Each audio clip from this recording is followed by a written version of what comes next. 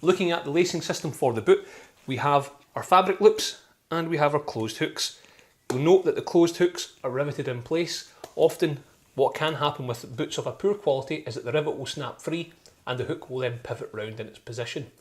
Unlikely to happen with low. Again, durability and reliability are what you're paying for here. Looking at the front of the boot, we can see we've got our polyurethane mix coming up over the toe of the boot, and that's going to give us our protection and also increase the longevity of the boot on one of its most vulnerable points. Just coming around to the side, again we have our mesh cordura around the ankle cuff, again for that nice comfortable snug fit. Is that the upper of the boot and the sole of the boot, they're fitted together by a technique known as slip lasted. So basically the upper is wrapped under the footbed of the boot into one complete unit, and then the two are fused together as mentioned earlier on. And that gives a solid, robust, durable fitting between the two and minimises any risk of the two deciding to part company.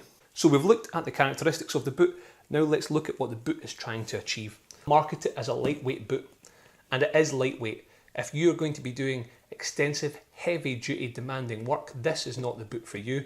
You'll want to go for something that's providing a lot more protection.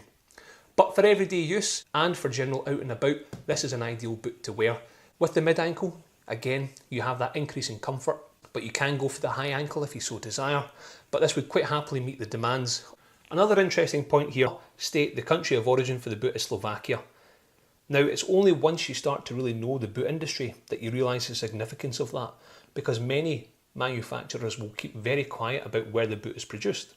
And that's usually because the boot is built. The sole itself is a polyurethane mix, which as you can see extends up onto the boot upper, giving it its distinct design features, as well as also an increased element of protection across the more vulnerable upper of the boot.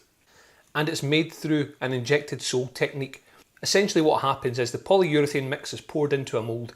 As the mould starts to expand and set, the boot upper, which is complete by this point, is pushed into the mould and it allows the two parts to fuse together. It's the strongest way to fit an upper to the sole. However, the result of that means the sole cannot be replaced. If you're looking for a boot that over its lifetime you'll be able to re-sole, etc., this is not the boot for you. If anything happens to this sole, and obviously it's not a manufacturing fault whilst within its guarantee period, then you're on to plums, I'm afraid.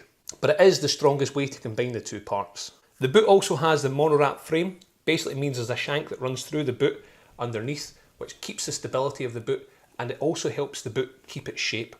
You may have had boots in the past that we've all referenced them as it's like putting on a pair of slippers.